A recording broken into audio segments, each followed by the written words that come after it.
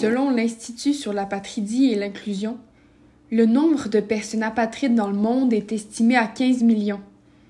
Cependant, l'apatridie n'est pas un sujet très connu.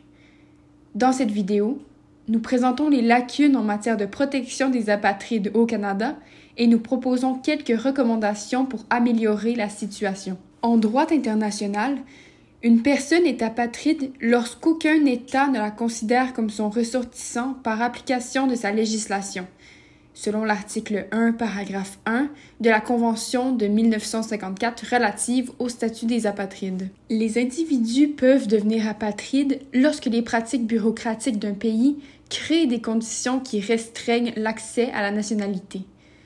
Par exemple, les parents sont parfois incapables d'accéder aux procédures d'état civil, ce qui rend impossible l'enregistrement de la naissance de leur enfant.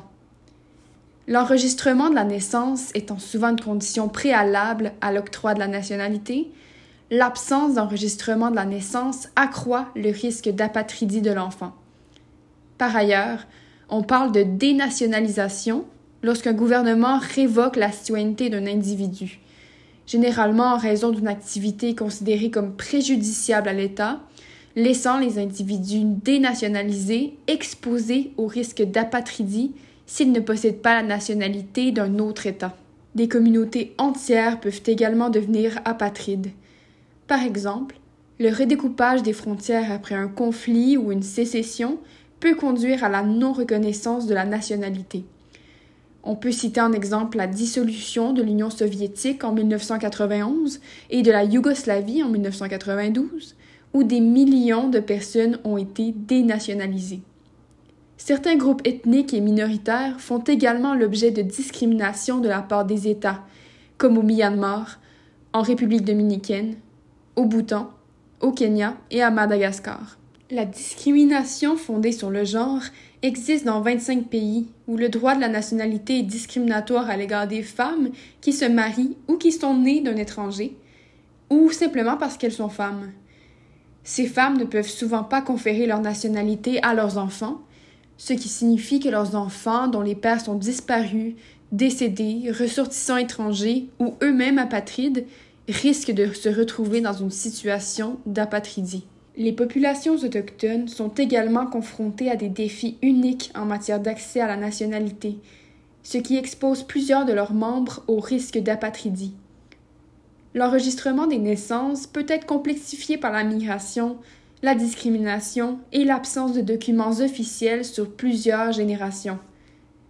Les nations autochtones vivent souvent de part et d'autre des frontières imposées par la colonisation et, par conséquent, elles sont parfois confrontées à des problèmes bureaucratiques lorsqu'il s'agit d'accéder au registre des naissances dans de multiples juridictions. Le nombre d'apatrides au Canada est inconnu. Outre ce manque problématique de données, le cadre législatif canadien présente également de graves lacunes en matière de protection. Par exemple, le Canada n'a pas ratifié la Convention de 1954 relative au statut des apatrides, qui stipule les normes de protection que les États sont tenus de mettre en œuvre. Le gouvernement canadien soutient que les lois existantes sur la citoyenneté, l'immigration et les réfugiés offrent des voies suffisantes pour la protection des apatrides. Par exemple, les apatrides peuvent demander un statut juridique au Canada en déposant une demande de résidence permanente pour des raisons humanitaires, ou en déposant une demande de citoyenneté sur décision ministérielle, ou encore en passant par le système de détermination du statut de réfugié pour les personnes craignant d'être persécutées. Toutefois, cette panoplie de lois et de politiques ne protège pas suffisamment les apatrides au Canada.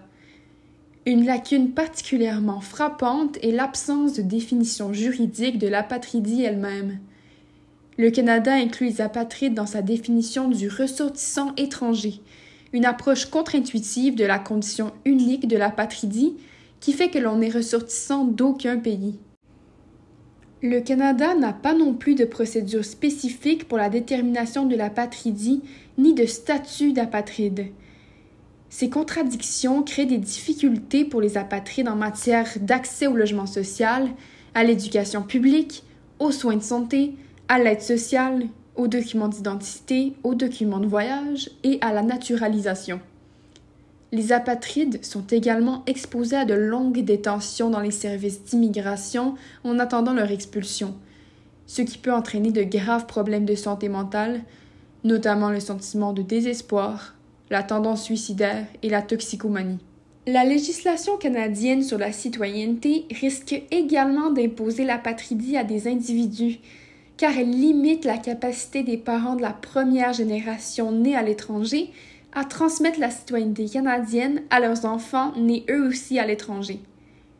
La clause d'exclusion de la deuxième génération prive en permanence les membres de la première génération nés à l'étranger du droit de transmettre automatiquement leur citoyenneté à leurs enfants nés à l'étranger et ne laisse aucun mécanisme juridique pour contester cette restriction, quel que soit leur lien avec le Canada. Pour combler ces lacunes en matière de protection, nous proposons 4 recommandations clés. Premièrement, le Canada devrait ratifier la Convention sur le statut des apatrides. Deuxièmement, le Canada devrait reconnaître l'apatridie comme statut juridique. Troisièmement, une procédure de détermination de l'apatridie, PDA, permettrait de structurer la réponse du Canada à l'apatridie et de réduire les chevauchements avec les procédures canadiennes de détermination du statut de réfugié. Enfin, nous avons besoin de plus de recherches et d'informations sur l'apatridie au Canada et dans le monde.